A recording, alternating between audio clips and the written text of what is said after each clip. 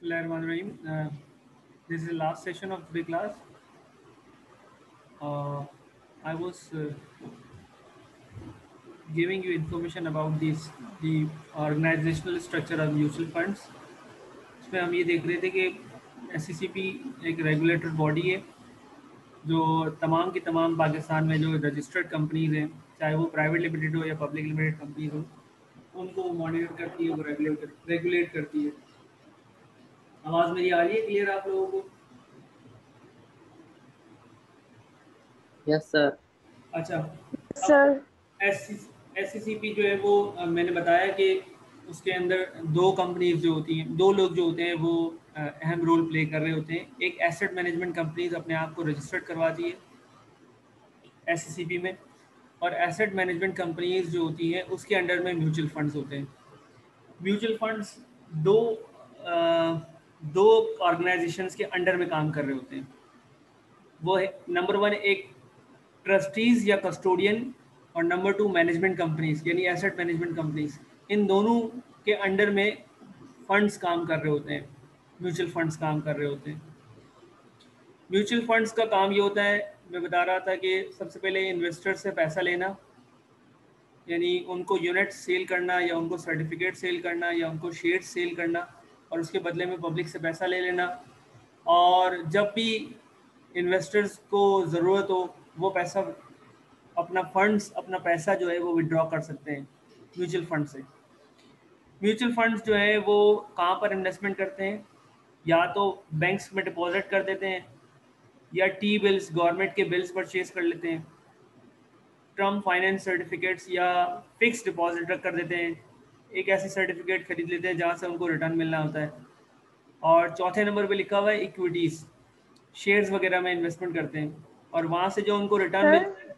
जी, screen share नहीं हो रही है। स्क्रीन शेयर नहीं हो रही है?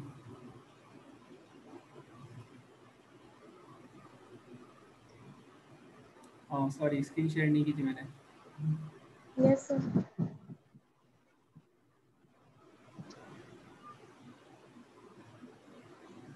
जी, अब स्क्रीन शेयर हो रही है? यस सर, हो रही है।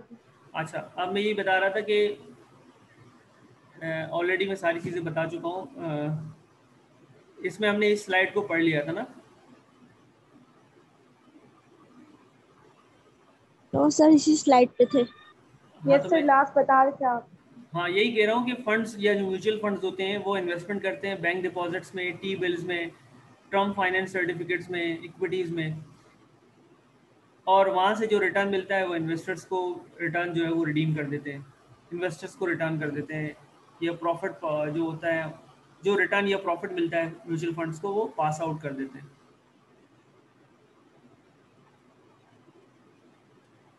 यहाँ पर हम इम्पॉर्टेंट टॉपिक पढ़ रहे हैं जो कि पेपर के हवाले से भी इम्पॉर्टेंट है। This is merits and demerits of investment in mutual funds. ये इंशाल का जो क्वेश्चन था वो यहाँ पर आएगा। क्या मेरिट्स हैं और क्या डीमेरिट्स हैं, क्या एडवांटेजेस हैं और क्या डिसएडवांटेजेस हैं म्यूचुअल फंड में अगर पैसा इन्वेस्टमेंट करने से। सबसे पहला जो मेरिट या सबसे पहला जो एडवांटेज है अगर आप अपना पैसा इन्वेस्टमेंट करते हैं, म्यूचुअल फंड्स में लगाते हैं, तो सबसे पहला है एक्सेसिबिलिटी। सही है, एक्सेसिबिलिटी की हमें नज़र आ रहा है नंबर 1 पे। कोई बताएगा एक्सेसिबिलिटी का क्या मतलब है?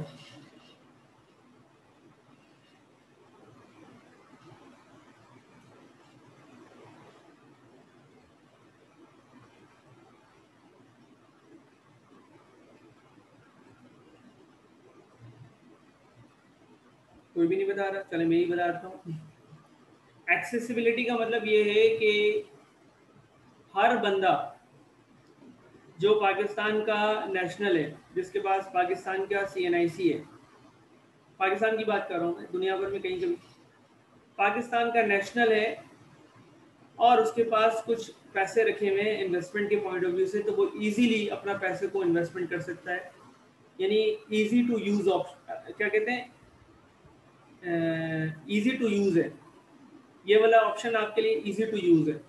यानी इजी टू यूज ऑप्शन का मतलब ये है कि एक्सेस करने का मतलब ये है कि आप म्यूचुअल फंड्स के पास जाएंगे और उसकी रिक्वायरमेंट्स या उसकी चंद जो NIC वगैरह डॉक्यूमेंट्स वगैरह लेके जाएंगे तो आपका म्यूचुअल फंड्स में अकाउंट खुल जाएगा।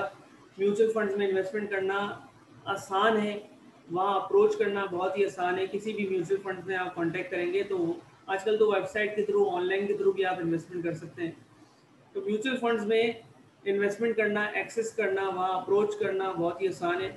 म्यूचुअल फंड्स में अगर आपने इन्वेस्टमेंट कर दिया और वहाँ से विड्रॉ करना चाह रहे हैं तो वो भी आसानी से विड्रॉ होता है, क्योंकि म्यूचुअल फंड्स को, जो म्यूचुअल फंड्स होते हैं वो किसके अंडर में होते हैं, वो एसेट मैनेजमेंट कंपनीज के अंडर में होते हैं। और एसेट मैनेजमेंट कंपनीज जो होती हैं वो नॉर्मली बैंक्स होते हैं बड़े बड़े, जैसे UBL है या अलाइड बैंक है या हबीब बैंक है या HBL है, जितने भी आपके बैंक्स हैं और नॉर्मली कमर्शियल बैंक्स हैं, वो सारे के सारे एसेट मैनेजमेंट कंपनीज चला रहे होते हैं। और एसेट मैनेजमेंट कंपनीज या किसी बैंक्स में जाना बहुत ही इंतहाई आसान है। अगर आप बैंक में अकाउंट खुलवाते हैं और बैंक में पैसा लगाते हैं, इसी तरह आप म्यूचुअल फंड में पैसा लगा सकते हैं। इजी एक्सेस है। Number 2, flexibility. सबसे बड़ा एडवांटेज या सबसे बड़ा जो एडवांटेज है वो फ्लेक्सिबिलिटी है। फ्लेक्सिबिलिटी का मतलब आप जब चाहें, जितना चाहें, 2 सवाल है, जब चाहें अपना पैसा इन्वेस्टमेंट कर सकते हैं, जब चाहें आप विड्रॉ कर सकते हैं, जब भी चाहें आप अपना पैसा निकाल सकते हैं, और जितना चाहें आप इन्वेस्टमेंट कर सकते हैं, जितना कम से कम चाहें, जितना ज़्यादा से ज़्यादा चाहें आप वहाँ पर पैसा लगा सकते हैं। फ्लेक्सिबिलिटी बहुत होती है इसमें। तीसरे नंबर पर जो आपको एडवांटेज नज़र आ रहा है वो लिक्विडिटी का नज़र आ रहा है। यानी आपको ये फील हो रहा है कि अगर आपको पैसों की ज़रूरत है, कैश की ज़रूरत है, और आपका पैसा कहीं फंसा हुआ है म्यूचुअल फंड्स में, तो उसको आप फौरी तौर पर लिक्विड करवा सकते हैं। लिक्विड का मतलब ये है कि फौरी तौर पर उसको कैश में कन्वर्ट करवा सकते हैं। आप कहें यार मुझे इन्वेस्टमेंट जो मैंने की थी वो मुझे चाहिए रिटर्न। ओपन एंडेड में, ओपन एंडेड म्यूचुअल फंड्स की बात कर रहा हूँ मैं। क्लोज एंडेड में भी आप लिक्विडिटी रखते हैं। क्लोज एंडेड म्यूचुअल फंड्स में किस तरह रखते हैं कि अगर आपने क्लोज एंडेड म्यूचुअल फंड्स में पैसा इन्वेस्टमेंट किया है तो स्टॉक मार्केट में उसके शेयर्स, बेसिकली आपने उस कंपनी के शेयर्स खरीदे हैं, इन्वेस्टमेंट किया है तो क्लोज एंडेड म्यूचुअल फंड्स के शेयर्स मार्केट में आप सेल करके, स्टॉक मार्केट में सेल करके आप अपना उसको कैश में कन्वर्ट कर सकते हैं। यानी तीसरा बड़ा एडवांटेज ये है कि फौरी तौर पर आप अपने ओपन एंडेड और क्लोज एंडेड म्यूचुअल फंड्स के जो शेयर्स हैं या सर्टिफिकेट्स हैं या जो यूनिट्स हैं वो फौरी तौर पर लिक्विडिटी में कन्वर्ट कर सकते हैं, कैश में कन्वर्ट कर सकते हैं। चौथा बड़ा एडवांटेज है ये कि बीइंग एन इंडिविजुअल इन्वेस्टर, आप अगर एक इन्वेस्टर हैं और आप अपना पैसा अगर स्टॉक एक्सचेंज में लगा रहे हैं या बैंक के अंदर लगा रहे हैं या टी बिल्स में लगा रहे हैं या बॉन्ड्स परचेज कर रहे हैं या मनी मार्केट में पैसा लगा रहे हैं या रियल एस्टेट में या प्रॉपर्टी में पैसा लगा रहे हैं, तो नॉर्मली इंडिविजुअल्स जो होते हैं वो कहीं एक जगह इन्वेस्टमेंट करते हैं। लेकिन म्यूचुअल फंड्स में आप अगर पैसा लगा रहे हैं तो म्यूचुअल फंड्स जो हैं उन पैसों को मुख्तलिफ जगहों पर, डाइवर्सिफाइड जगहों पर, डाइवर्सिफाइड का मतलब है पैसों को फैला देना। तो म्यूचुअल फंड्स वाले क्या करते हैं, आपके पैसों को डाइवर्सिफाइड जगहों पर इन्वेस्टमेंट कर देते हैं। मे भी हो सकता है कि किसी एक जगह से उनको लॉस हो रहा हो तो दूसरी जगह से वो लॉस कवर कर लेते हैं। यानी डाइवर्सिफिकेशन करने से म्यूचुअल फंड्स को भी और आपको भी, बीइंग एन इन्वेस्टर्स को भी और म्यूचुअल फंड्स को भी एक बड़ा फायदा ये होता है कि उसका रिस्क जो होता है वो मिनिमम हो जाता है। जब आप पैसे जो है वो मुख्तलिफ जगहों पर, मुख्तलिफ बास्केट्स में इन्वेस्टमेंट कर देते हैं तो आपका रिस्क फैक्टर जो होता है वो मिनिमम हो जाता है, कम से कम हो जाता है। यानी आपने रिस्क को डिवाइड कर लिया। आप ये फील करते हो कि आज इस मार्केट में पैसा लगाने जैसा नहीं है, तो यह आपके लिए, इंडिविजुअल के लिए बड़ा मुश्किल है कि वो उस मार्केट से पैसा विड्रॉ करके किसी और मार्केट में डायरेक्टली चला जाया जाए। लेकिन म्यूचुअल फंड्स के लिए बड़ा आसान है, क्योंकि आपने अगर म्यूचुअल फंड्स में पैसा लगाया है तो म्यूचुअल फंड्स का रोज़ाना का काम यही है कि वो अपना पैसा एक जगह नहीं लगाते बल्कि डाइवर्सिफाइड जगहों पर इन्वेस्टमेंट करते हैं। नंबर 2 हो गया, नंबर 3 हो गया, नंबर 4 हो गया। नंबर 5 देखिएगा। नंबर 5 पे लिखा हुआ है ट्रांसपेरेंसी। म्यूचुअल फंड्स में पैसा लगाना या इन्वेस्टमेंट करना एक ऐसा है कि वहाँ एक ट्रांसपेरेंसी रहती है। आपने कितना पैसा लगाया है, आपके पैसों की या शेयर्स जो आपने म्यूचुअल फंड्स के खरीदे हुए हैं, उसके शेयर्स की प्राइस क्या चल रही है या मार्केट प्राइस क्या है जो यूनिट आपने परचेज किया है, या जितनी इन्वेस्टमेंट की है उस वक्त उस जितनी इन्वेस्टमेंट की है ना आपने, उसकी करंट पोजीशन क्या है। तो म्यूचुअल फंड्स वाले क्या करते हैं, आपको डेली बेसिस पर एक शॉर्ट टर्म रिपोर्ट देते हैं, डेली बेसिस पर प्राइस कोट करते हैं कि आज हमारे शेयर्स की प्राइस ये चल रही है। फिर वीकली और मंथली बेसिस पर जो इन्वेस्टर्स हैं उनको रिपोर्ट इशू करते हैं। इसी तरह म्यूचुअल फंड्स की एक एसोसिएशन है पाकिस्तान के अंदर जो इनको कंट्रोल करती है, ताकि म्यूचुअल फंड्स वाले जो है ना डिफॉल्टर ना हो जाए। म्यूचुअल फंड्स के पीछे तमाम कमर्शियल बैंक्स होते हैं, बड़े बड़े बैंक्स होते हैं, उनका पैसा होता है, तो और बेसिकली वही चला रहे होते हैं म्यूचुअल फंड्स को। म्यूचुअल फंड्स के अंदर ट्रांसपेरेंसी बहुत है, मतलब आपका पैसा जो लगा होता है ना, इन्वेस्टमेंट जो आपने की होती है, वो आपको नज़र आ रही होती है कि आज, और सम टाइम वो अपनी रिपोर्ट्स में, म्यूचुअल फंड्स अपनी रिपोर्ट्स में, एनुअल रिपोर्ट्स जो होती है या मंथली रिपोर्ट्स जो होती हैं, उसमें ये भी मेंशन करते हैं कि हमने अपनी इन्वेस्टमेंट जो है, इसकी इन्वेस्टमेंट का इतना परसेंटेज जो है हमने यहाँ पर इन्वेस्टमेंट किया, इतनी परसेंटेज का हमने यहाँ इन्वेस्टमेंट किया। ट्रांसपेरेंसी का मतलब ये है कि म्यूचुअल फंड्स वाले जो है ना, आपको फौरी तौर पर रिपोर्ट दे रहे होते हैं कि आपका रिटर्न कितना है, रिटर्न की परसेंटेज कितनी है, यानी आपको मुख्तलिफ चीज़ों पे अवेयरनेस दे रहे होते हैं इन्वेस्टर्स को। मैं आपको एग्जांपल के तौर पर बता रहा हूँ, ट्रांसपेरेंसी की एग्जांपल बता रहा हूँ। All Pakistan mutual funds association के नाम से एक मैंने वेबसाइट बताई, mutual funds association of Pakistan के नाम से।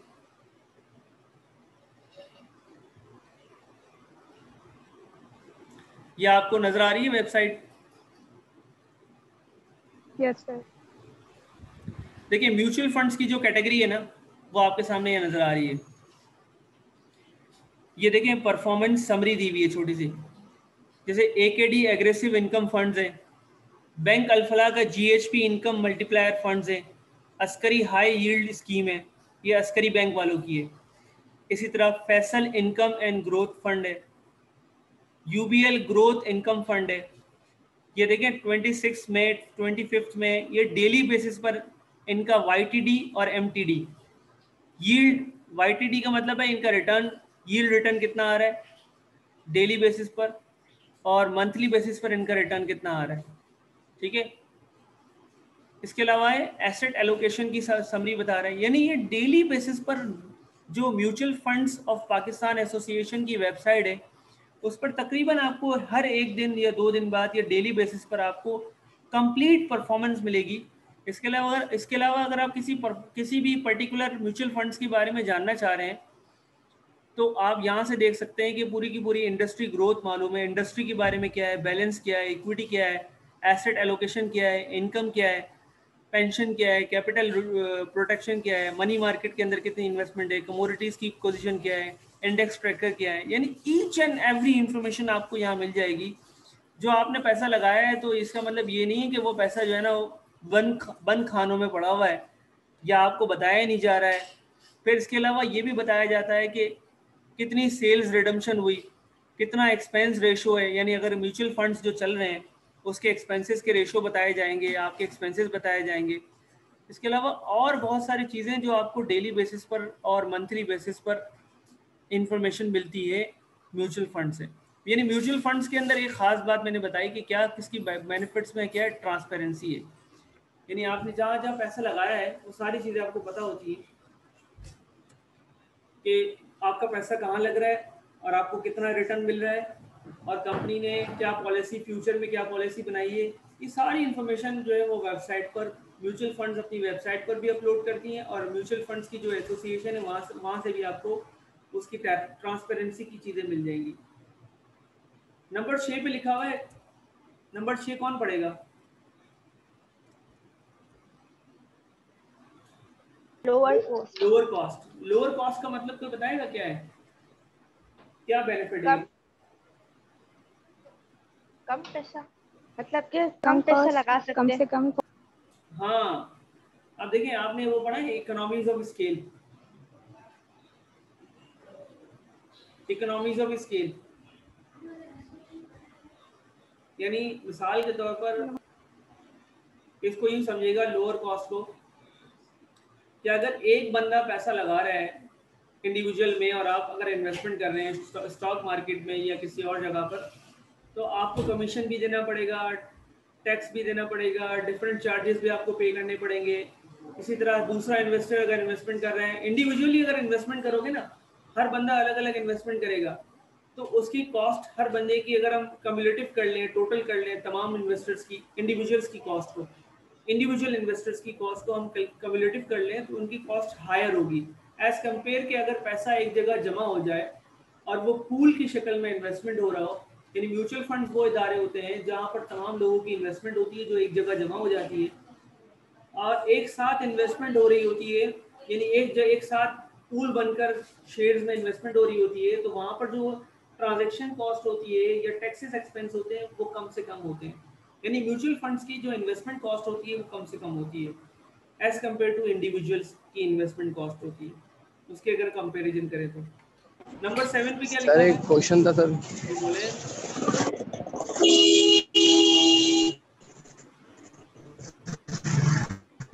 सर आपने जो मतलब ये बताया कि म्यूचुअल फंड जो है मतलब अच्छे होते हैं एडवांटेजेस इनके, लेकिन जो आपने कोई मेहमान जो हमारे सर आए थे आपके फ्रेंड जो थे उन्होंने बोला था कि ये मतलब बेकार से ही होते हैं, तो मतलब उनकी उसकी वजह रीज़न कुछ आपको है अंदाज़ा? देखिए उनका अपना एक मार्केट का एक्सपोजर है, उनका अपना एक्सपीरियंस है, उन्होंने अपने एक्सपीरियंस की बेस पर बात की उन्होंने। मैं उनको डिनाई या मैं उनको डिसएग्री नहीं कर सकता हूँ क्योंकि हर बंदे का सेंटिमेंट्स अलग होते हैं, हर इन्वेस्टर्स के सेंटिमेंट्स अलग होते हैं। जैसे मिसाल के तौर पर मैंने आपको कहा था ना इंट्यूशंस, यानी आप किसी चीज़ से बिल्कुल चिमटे हुए हो, यानी आपके फादर ने, आपके फोर्थ फादर ने, आपके फैमिली मेंबर्स ने कहा है कि इस पर्टिकुलर कंपनी में पैसा लगा दो, ये कंपनी आपको रिटर्न अच्छा देगी।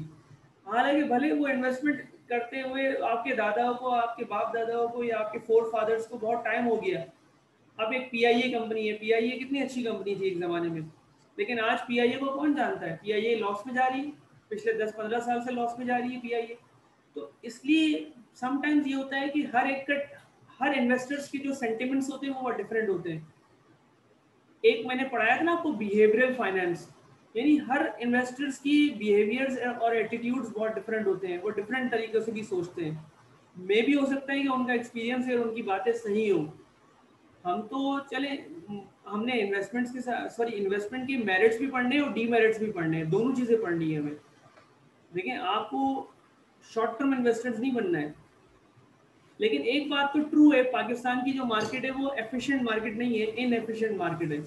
तो जहाँ तक वो जो गेस्ट स्पीकर आए थे वो सही बात कर रहे थे कि इनएफिशिएंट मार्केट में सबसे बड़ा डिसएडवांटेज ये होता है कि जो मार्केट प्लेयर होते हैं, मार्केट में खेलने वाले लोग होते हैं, जो इन्वेस्टर्स होते हैं, जो हाई प्रोफाइल इन्वेस्टर्स होते हैं, वो मार्केट को कैप्चर करके रखते हैं, मार्केट के फिनोमेना को वो अच्छी तरीके से जानते हैं। ये बात तो ट्रू है, लेकिन छोटा इन्वेस्टर्स कहीं ना कहीं कुछ ना कुछ फ़ायदा उठाता है। लेकिन अगर आप लालच के चक्कर में चले गए, सट्टे के चक्कर में चले गए, हालांकि वो जो गेस्ट स्पीकर आए थे उनकी खुद की भी इन्वेस्टमेंट स्टॉक एक्सचेंज में लगी हुई है, वो एक बैंक के साथ मुंसलिक हैं, वो बैंक के मैनेजर हैं, उनके बैंक के अंडर में भी म्यूचुअल फंड्स चल रहे हैं। अब आप कहेंगे कि यार उन्होंने तो इस तरह की बात कर ली, ऐसा नहीं है। म्यूचुअल फंड्स में जैसे इंशाल ने कहा कि एक सिक्योर इन्वेस्टमेंट होती है, अगर आप इन्वेस्टमेंट करते हैं तो आपको सर्टेन रिटर्न वहाँ से मिल जाता है। म्यूचुअल फंड्स में एक ऐसा है कि सर्टेन रिटर्न मिल जाता है, लेकिन मेरा मशवरा ये है कि म्यूचुअल फंड्स हम पढ़ तो रहे हैं, पढ़ने के लिए आज तक तो आप उसको, आप इन्वेस्टमेंट के पॉइंट ऑफ व्यू से म्यूचुअल फंड्स को एक ऑप्शन के तौर पर रख सकते हैं, लेकिन मेरा मशवरा ये है कि बीइंग एन इन्वेस्टर आपको अपनी फाइनेंस और अपनी जो टेक्निकलिटी और एक्सपर्टीज़ है उसमें आपको अपने आप को इन्हांस करना है और आप खुद इन्वेस्टर्स बने। मैं चाह रहा हूँ कि आप या तो म्यूचुअल फंड्स के साथ फ्यूचर में अगर आप जॉब करते हैं तो म्यूचुअल फंड्स के बारे में थोड़ी सी नो-हाउ होनी चाहिए आपकी, क्योंकि पब्लिक का पैसा या इन्वेस्टर्स के पैसे को किस तरह। दूसरा, अगर आपके पास खुद की इन्वेस्टमेंट है तो आप खुद इन्वेस्टमेंट करें, स्टॉक मार्केट में जाएं, रियल एस्टेट में जाएं, प्रॉपर्टी में इन्वेस्टमेंट करें। ये बहुत अच्छी अपॉर्चुनिटीज है कराची के अंदर या पाकिस्तान के अंदर। डिफरेंट सेंटिमेंट्स होते हैं डिफरेंट इन्वेस्टर्स के, ठीक है। होप अगर आपको बात मेरी समझ में आई हो। शायद रिजवान ने ही क्वेश्चन किया था।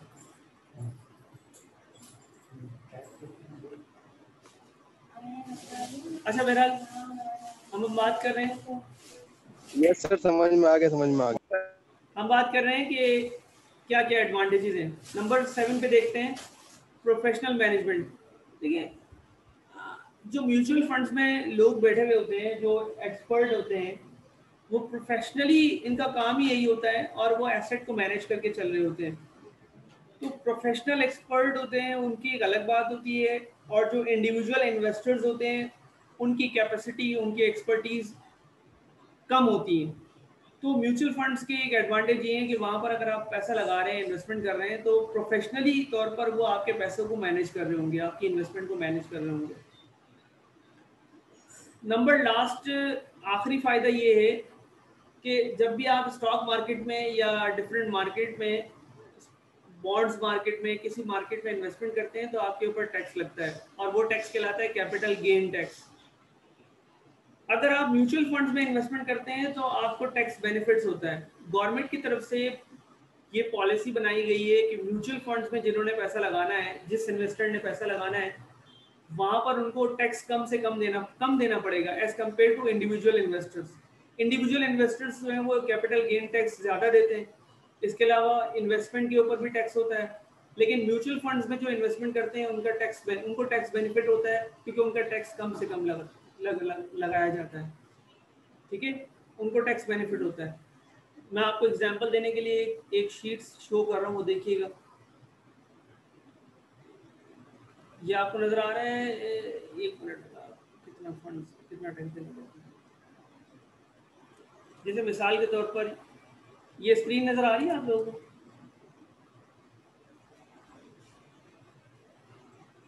मैं पूरी कैलकुलेशन नहीं बताऊंगा, थोड़ा सा आपको आइडिया दूंगा है क्या चीज़ ये। देखिए, नॉर्मली अगर हम देखते हैं कि पाकिस्तान के अंदर जिसकी इनकम एनुअली 7.5 लाख रुपए है, उनको 5% टैक्स देना है। ठीक है, अच्छा, 5% का मतलब ये उनको कितना टैक्स देना है? पूरे साल में 35,000 टैक्स देना है। अगर हम मिसाल के तौर पर आप अपनी टोटल जो इनकम है पूरे साल की 7.5 लाख रुपए, उसका 20% अगर आप इन्वेस्टमेंट करते हो ना, तो जितनी भी आपकी इनकम है, चाहे 7.5 लाख रुपए की इन्वेस्टमेंट है, सॉरी 7.5 लाख रुपए इनकम है, 15 लाख इनकम है, 25 लाख इनकम है, ये एनुअल इनकम है, उसका अगर आप 20% इन्वेस्टमेंट करते हो, जैसे मिसाल के तौर पर पहले वाले की एग्जांपल लेते हैं, 1.5 लाख रुपए आप इन्वेस्टमेंट करते हो, amount of investment eligible for tax credit. अब अगर आप 1.5 लाख रुपए इन्वेस्टमेंट करते हो तो 1.5 लाख रुपए पर टैक्स कितना बनता है? नॉर्मली अगर टैक्स देखें 5%, 1.5 लाख रुपए पे टैक्स बनता है। 1.5 लाख रुपए पे 5% टैक्स निकालें,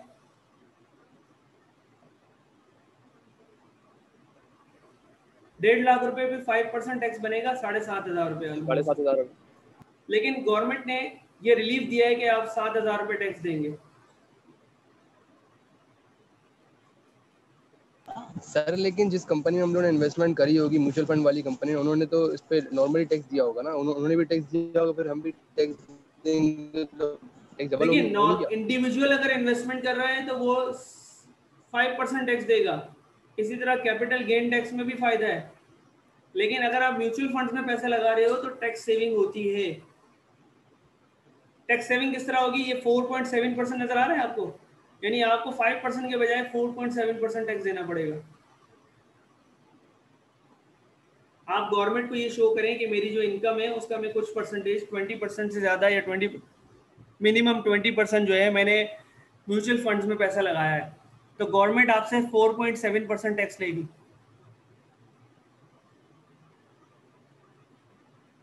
ये मैंने पहले वाले की एग्जांपल दी है। लेट सपोज अगर किसी का जो है वो टैक्स ये है, लेट सपोज 25 लाख रुपए या 15 लाख रुपए, तो उसका टैक्स 10% नहीं होगा बल्कि 9.8% होगा।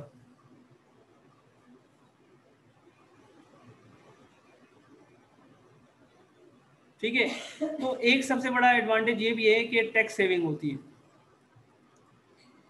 अब हम चलते हैं डीमेरिट्स की तरफ।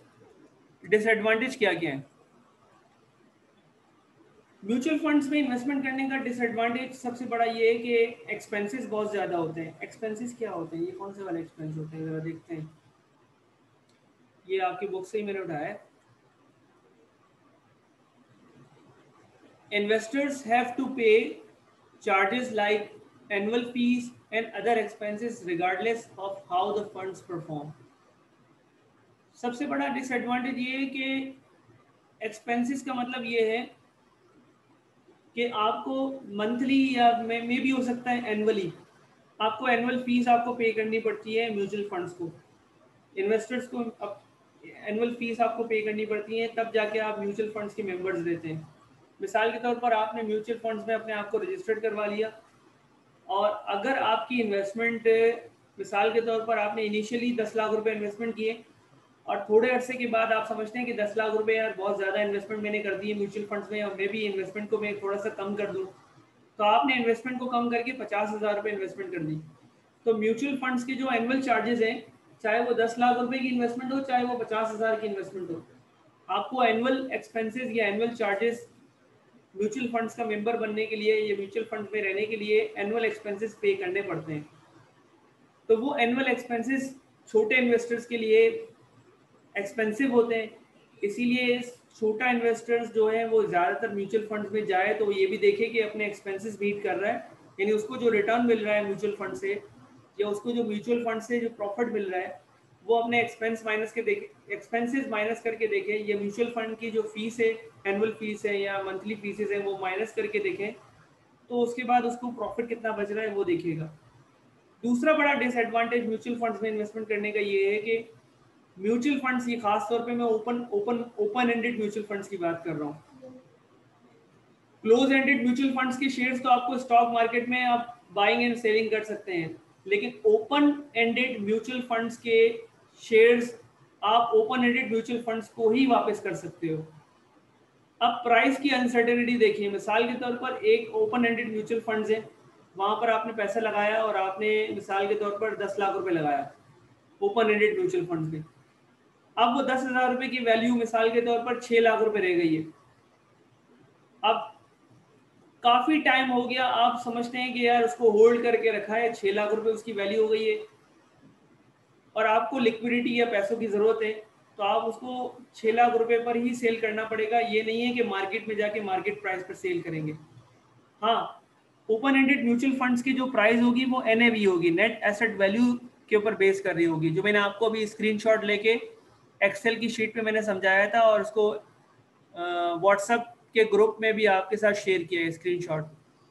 तो NAV, नेट एसेट वैल्यू जो होती है ओपन एंडेड म्यूचुअल फंड्स की, वो बहुत ज़्यादा अनसर्टेनिटी रहती है उसके अंदर। अगर प्राइस डाउन हो गई तो उसी प्राइस पर आपको रिडम्पशन मिल जाएगी, यानी मिसाल के तौर पर अगर आप अपना पैसा विड्रॉ करना चाह रहे हैं तो जो उस वक्त NAV, net asset value price होगी ओपन एंडेड म्यूचुअल फंड्स की, उसी पर आप सेल कर सकते हैं, उसी पर आप पैसा अपना विड्रॉ कर सकते हैं। तो दो बड़े डिसएडवांटेज हैं ओपन एंडेड म्यूचुअल फंड्स का। एक डिसएडवांटेज ये है कि प्राइजेस जो होती हैं, नेट एसेट वैल्यू की प्राइजेस जो होती हैं, उसके अंदर बहुत ज़्यादा अनसर्टेनिटी रहती है। क्लियर हो गई दोनों चीज़ें? ये एक असाइनमेंट मैं आप लोगों को दे रहा हूँ और इस असाइनमेंट को किस तरह आपको परफॉर्म करना है और इस असाइनमेंट की डेडलाइन क्या होगी। जब पेपर वाले दिन फाइनल एग्जाम पेपर होगा ना, फाइनल पेपर के दिन आप लोग मुझे ये असाइनमेंट सबमिट करेंगे। असाइनमेंट की नौयत क्या है, ये सामने आपके सामने लिखा हुआ है, categories of mutual funds.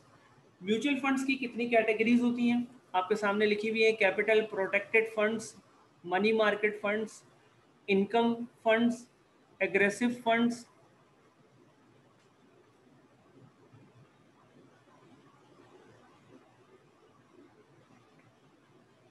Aggressive fixed income funds, balance fund, asset allocation funds, equity funds, index funds, sector funds and शरिया compliance funds, Islamic.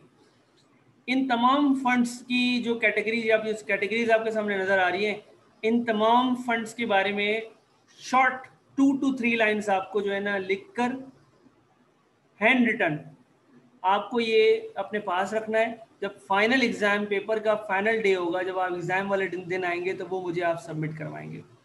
Categories of mutual funds, इसको नोट डाउन करना है। नोट डाउन करने के बाद आपको ऊपर अपना नाम वगैरह जो भी असाइनमेंट आपको लिखना है, असाइनमेंट नंबर, वो आपको मुझे पेपर वाले दिन सबमिट करवाना है। ठीक है, यानी सर पेपर फिजिकल होंगे ऑनलाइन होंगे? अभी कुछ पता नहीं है, लेकिन पेपर वाले दिन आके मुझे सबमिट करवाना है। मुझे उम्मीद है कि पेपर फिजिकल लिख के होंगे। लेकर आना है मतलब कभी भी? अच्छा, मैं आपको एक चीज़ बता दूं कि इसकी आपको डिटेल कहाँ से मिलेगी कैटेगरीज की। मैं सवाल आपका सुन रहा हूँ दोबारा से, 1 मिनट। ये जो बुक आपको नजर आ रही है ना, यहाँ पर आपको नजर आएगी कैटेगरीज ऑफ म्यूचुअल फंड्स, नजर आई आपको? Yes sir. ये आपको यहाँ नजर आ जाएगी, categories of mutual funds.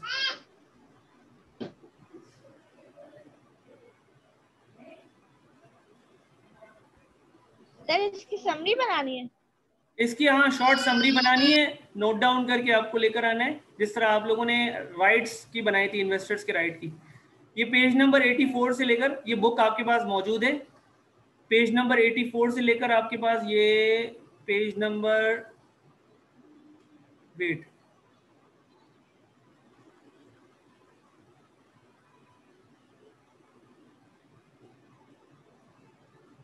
Page number 87 या 88 तक है शायद, ये आपको बुक में मिल जाएगा पेज नंबर 85 से लेकर।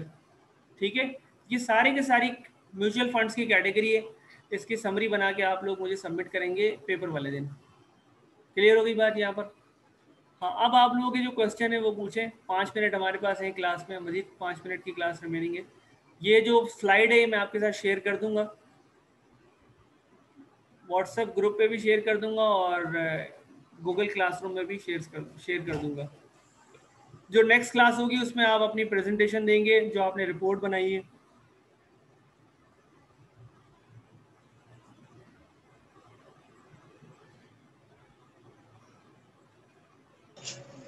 सर ये आपने इसका बताया नहीं, इसको किस तरह से करना है, मतलब लिख के लाना है या फिर वर्बली प्रेजेंटेशन होगी, मतलब वर्बली सुनाना पड़ेगा आपको ये? किसका किसका? सर ये जो आपने 8-10 नाम बताया ना म्यूचुअल फंड की टाइप्स के। म्यूचुअल फंड्स की जो कैटेगरी है, यस बस सर। समरी बनाई है, समरी बना के मुझे सबमिट कर देनी है, और कुछ नहीं है इसकी। उसकी लिख के लाना है मतलब या फिर वर्ड पे बनानी है? नहीं, लिख के लाना है। और आपको जमा करा देनी है? हाँ बस। ठीक है सर। उसके पीछे पर्पज है ना, पर्पज, इसका पीछे पर्पज ये है कि आप कुछ लिखेंगे ना, थोड़ा बहुत आपके जहन में बैठेगा। 10% भी बैठेगा तो बहुत बहुत बड़ी बात है। असल में देखो रिजवान, मैं बोल बोल के थक रहा हूँ 2.5 घंटे 2 घंटे क्लास लेना, थ्योरेटिकल क्लास लेना बड़ा मुश्किल हो जाता है। तो कुछ चीजें आप लोग जो है ना वो लिखेंगे तो समझ में आएगा आपको। हाँ सर ये आपकी मेहनत है। मैं सुबह नाश्ता करा तो भी आप क्लास ले रहे थे, मैं दोपहर खाना खाने लगा भी आप क्लास ले रहे हो, अच्छा, तो अब कुछ तो ये कर ही रहे हो आप। कि नेक्स्ट क्लास में आपको ये अपनी जो रिपोर्ट बनाई है उसको आपको प्रेजेंट करना है नेक्स्ट क्लास में। सर सारे प्रेजेंट करेंगे कि कोई एक? नहीं नहीं, तमाम ग्रुप के तमाम मेंबर्स प्रेजेंट करेंगे, जितने जो अवेलेबल हो आप अपने ग्रुप को बता दीजिएगा, क्योंकि फिर मार्क्स भी डिस्ट्रीब्यूशन इसी तरह होंगे। जो प्रेजेंटेशन देगा चाहे वो सही हो या गलत हो, प्रेजेंटेशन देनी है। प्रेजेंटेशन के ऊपर मार्क्स हैं, रिपोर्ट के ऊपर मार्क्स हैं। Okay sir. 5 marks for presentation and मे भी हो सकता है कि 10 मार्क्स फॉर रिपोर्ट, या हो सकता है कि 5 marks for presentation and 5 marks for report. Sir report भी सबमिट करानी है हाथ के हाथ? नहीं, रिपोर्ट तो आप मुझे किस तरह सबमिट कराएंगे आप लोग? रिपोर्ट तो अभी एक्सेल पे बनाने, किस पे बनाना है? एक्सेल पे बनाने हैं, उसके बाद वर्ड पे आप 1-2-3 पेजेस की रिपोर्ट बनाएंगे ना। असल तो वर्किंग भी है, तो आप मुझे वो ईमेल करेंगे, गूगल क्लासरूम में मैं बता दूंगा किस तरह आपको सबमिट करवाना है। मैं आपको एक्सप्लेन कर दूंगा रिपोर्ट किस तरह सबमिट करवानी है। Okay sir okay. सर वो लग गई ना, अटेंडेंस लग गई ना, छुट्टी करें? अटेंडेंस हाँ लगा दी होगी उसने, ले ली होगी जब मेरी। अभी रुक ठीक है जाए, सर। रुक मोहम्मद जाए, रिजवान। क्लास अभी चल रही है, 3 मिनट बाकी है। किसी को कोई क्वेश्चन है, किसी को कोई प्रॉब्लम है वो पूछ सकता है। पेपर में क्या क्या चीजें इंपॉर्टेंट है फाइनल के वाले से, वो भी मैं इंशाल्लाह नेक्स्ट वीक बता दूंगा मैं।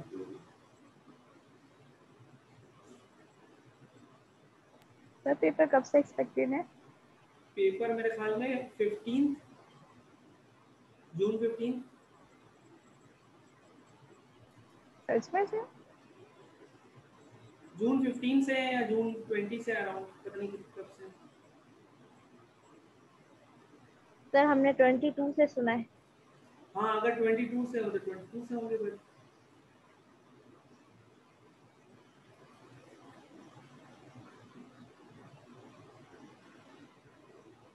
ठीक है क्लास, फिर यहाँ पर एंड करते हैं क्लास को। Yes okay sir. Sir, okay, thank you sir, Allah Hafiz. Okay, Allah Hafiz, Allah Hafiz. Allah Hafiz.